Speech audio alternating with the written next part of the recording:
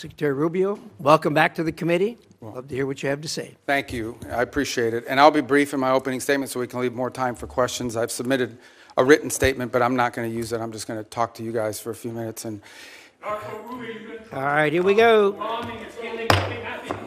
Suspend. You know the drill. Off to jail. That's a war crime. That's a one-year ban from the committee.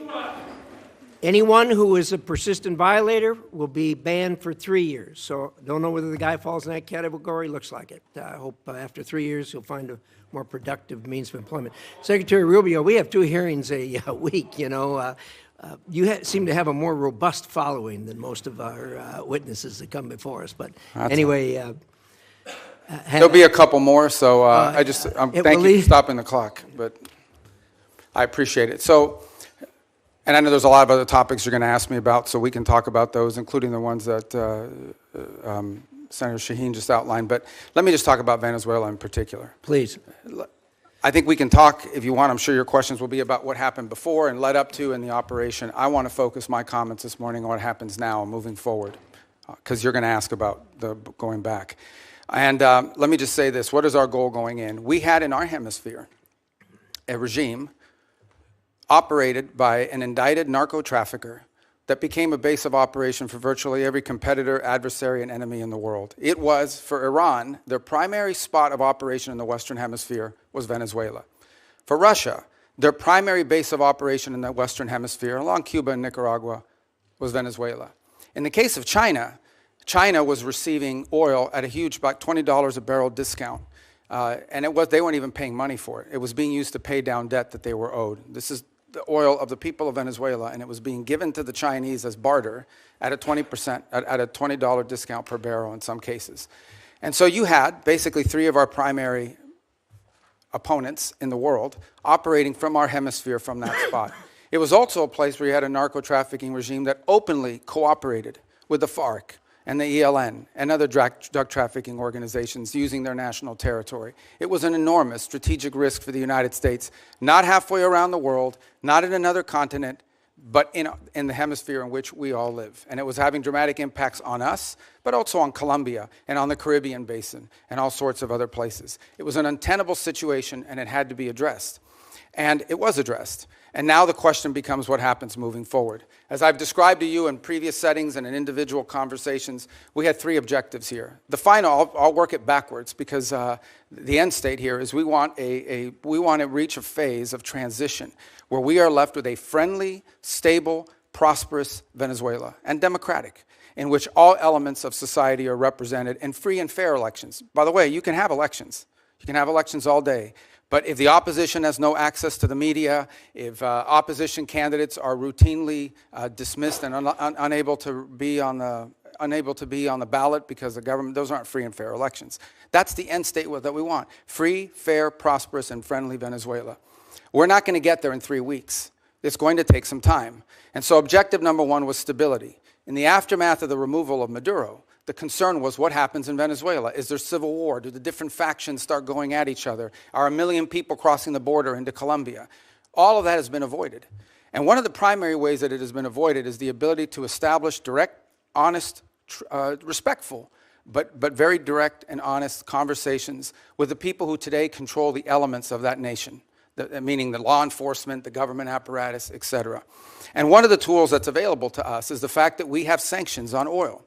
There is oil that is sanctioned that cannot move from Venezuela because of our quarantine. And so what we did is we entered into an arrangement with them. And the arrangement is this. On the oil that is sanctioned in quarantine, we will allow you to move it to market. We will allow you to move it to market at market prices, not at the discount China was getting. In return, the funds from that will be deposited into an account that we will have oversight over.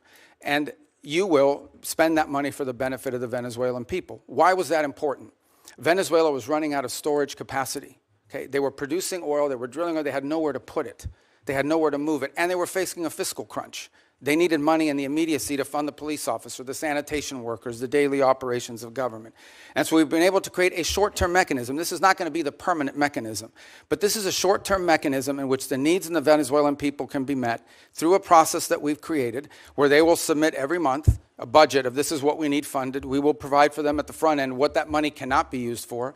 And they've been very cooperative in this regard. In fact, they have pledged to use a substantial amount of those funds to purchase medicine and equipment directly from the United States. As in fact, one of the things they need is dilutant, depending how you want to pronounce it. And that basically is the light crude that you need to mix with their heavy crude in order for the oil to be able to be mixed and moved. They used to get 100% of that from Russia. They are now getting 100% of that from the United States. So we're using that short-term mechanism both to stabilize the country, but also to make sure that the oil proceeds that are currently being generated through the licenses we'll now begin to issue on the sanctioned oil goes to the benefit of the Venezuelan people, not to fund the system that existed in the past. The second is a period of recovery, and that is the phase in which you want to see a normalized oil industry. Again, look, we've got plenty of oil. There's plenty of oil all over the world. Canada produces heavy crude, so it's not like Venezuela's oil is unique in that regard, despite the fact they have the largest known reserves in the world. It's not irreplaceable. But we understand that that is the lifeline. Their natural resources are going to allow Venezuela to be stable and prosperous moving forward. And so we have created what we hope to do is transition to a mechanism that allows that to be sold in a normal way, a normal oil industry, not one dominated by cronies, not one dominated by graft and corruption. To that end, the authorities there deserve some credit. They have passed a new hydrocarbon law that basically eradicates many of the Chavez-era restrictions on private investment in the oil industry. It probably doesn't go far enough to attract sufficient investment, but it's a big step from where they were 3 weeks ago. So that's a major change.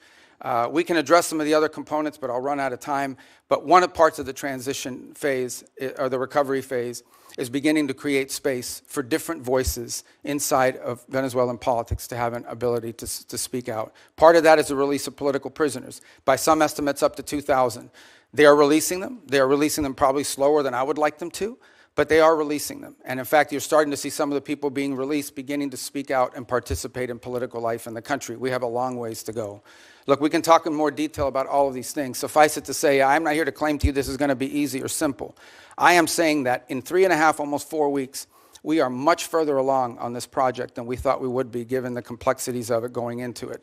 And I recognize that it won't be easy. I mean, look, at the end of the day, we are dealing with people over there that have spent most of their lives living in a gangster paradise. So it's not going to be like from one day to the next, we're going to have this thing turn around overnight. But I think we're making good and decent progress. It is the best plan, and we are certainly better off today in Venezuela than we were 4 weeks ago. And I think and hope and expect that we'll be better off in 3 months, in 6 months, in 9 months than we would have been had Maduro still been there. So thank you. Well, thank you, Secretary Rubio. We'll now do a round of questions, 5 minutes each. I'd like to start, and I'd ask you to go. I understand we're not in a classified setting, but I think a lot of people had no understanding of the groundwork that was done before the actual action took place. I was incredibly impressed with what you told me about how you, the president, negotiated with parties there on the ground, particularly the parties who were going to be in charge after Maduro was removed. And I wonder if you could talk about that for a minute, understanding that we aren't in a classified setting. And I'd like to, if you could, say a few things about it. Well, one of the things I've come to maybe more fully appreciate than I didn't when I was here in the Senate was the number of contingencies that the Department of War plans for all over the world. The overwhelming vast majority of them will never come to fruition. But there's all kinds of contingencies that are planned for. And one contingency that had to be planned for is the fact that sitting in Venezuela with a $50 million reward on his head was an indicted narco-trafficker. In fact, I believe it's the largest reward we've ever issued for anybody.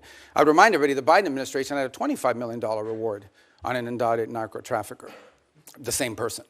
And so, multiple administrations from both parties have wanted this man arrested. And one of the options the president had before him was the opportunity, if things didn't work out, to go in and remove this individual because he was wanted in a law enforcement operation. Now, obviously, a law enforcement operation against the de facto head of of a regime is not as simple as going after some fugitive hiding in a closet somewhere.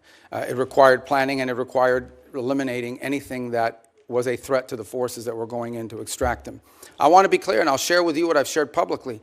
We made multiple attempts to get Maduro to leave voluntarily and to avoid all of this because we understood that he was an impediment to progress. You couldn't make a deal with this guy.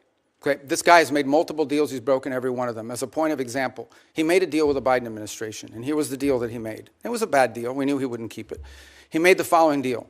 Pardon my nephews, his nephews, who were convicted narco-traffickers, convicted already and serving time in jail. Pardon them. Pardon and release Alex Saab, who was his money man, his bag man, primarily in charge of the portfolio with Iran. Release these people. He, in turn, agreed to release some political prisoners, which he did. Many of them were subsequently exiled or rearrested, and that he would hold free and fair elections, which he did not. In fact, he basically disqualified Maria Corina Machado and any other candidate. And Edmundo Gonzalez ends up being the nominee for the opposition party simply because they forgot to ban him. And they forgot to put him on the ban list. And yet, despite that, he loses an election that everyone around the world recognizes as an illegitimate election. So he's made previous deals. In fact, he's broken so many deals, not even the Vatican has been willing to interact with Maduro in the past because he's broken so many of these deals. He's just simply not a guy you can make a deal with. He had no intent of keeping it. What he wanted to do was tap us along and buy 3 years of time until he could deal with a new